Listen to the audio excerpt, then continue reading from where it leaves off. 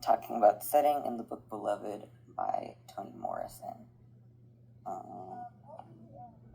Setha talks about, reminisces about Sweet Home the most, and we see it in the flashbacks that how awful it was, and I think it shows itself the most on page 16.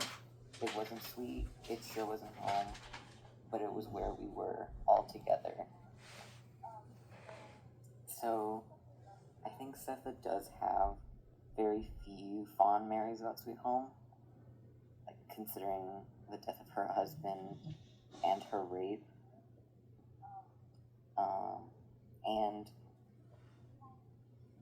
Sweet Home soaks into everything that she does from the future and thereon, or after she escapes. And it helps her to talk about it in a more positive light in any sort of way. Obviously, her experience there was very tragic, so it doesn't make sense to us, but to her, it's probably comforting.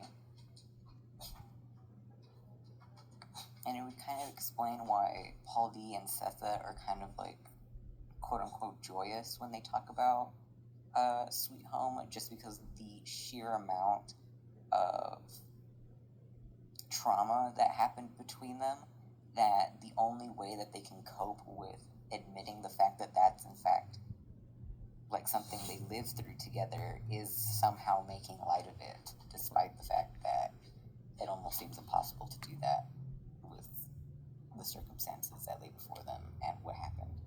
It would also explain why she welcomes him with open arms for the most part, because he is a living part. He's still alive, is the main idea.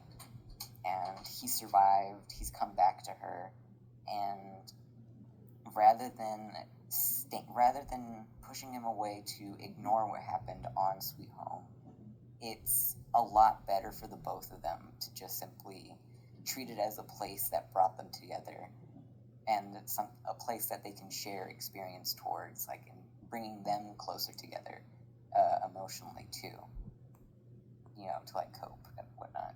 And it would explain, or like it creates the contrast of the house actually being upset at Paul D's presence there, and like kind of overwhelming him at the very beginning when he steps inside, because he is a very rare light in Setha's life, and the fact that he's trying to bring joy back to her.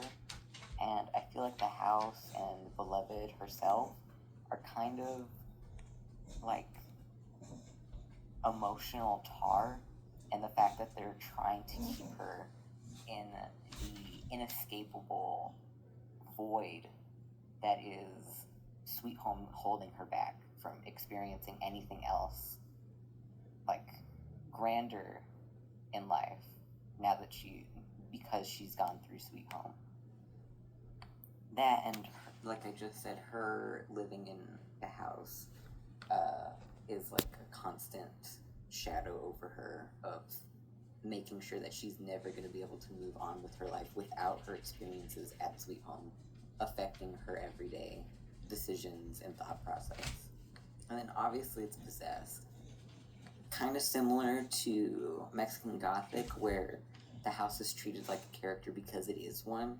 It's kind of like its own living entity, and in the way that it affects the characters around itself and inside of itself so deeply.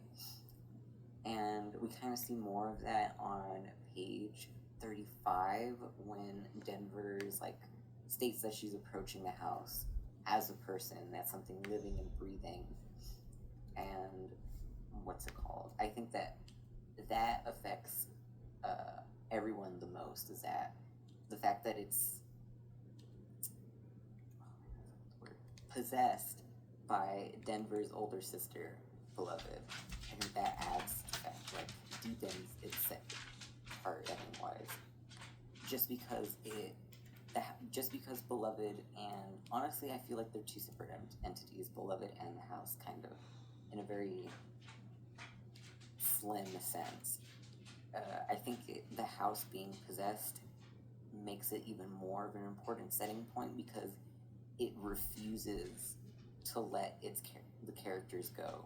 It keeps holding on to them to make sure it's its own, like that's the only setting that can be allowed. This is the end of times, and they're not going to escape it. It's the only thing that they'll know, and with all the thing, and it's going to be the only thing that the readers know, as it traps all of us inside of it.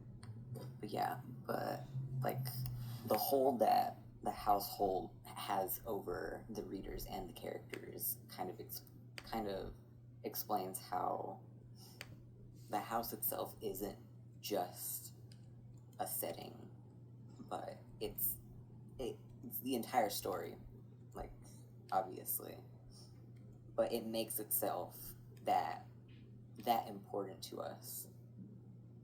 I also think that because what's it called? Setsa's husband bought it for her, and that's the last living piece of him that she has left. That it's even more impactful on her and her psyche. But yeah, other than that, I can't imagine Beloved ever existing as the book. I can't imagine the book Beloved existing without the house. And that's my podcast for question number 3.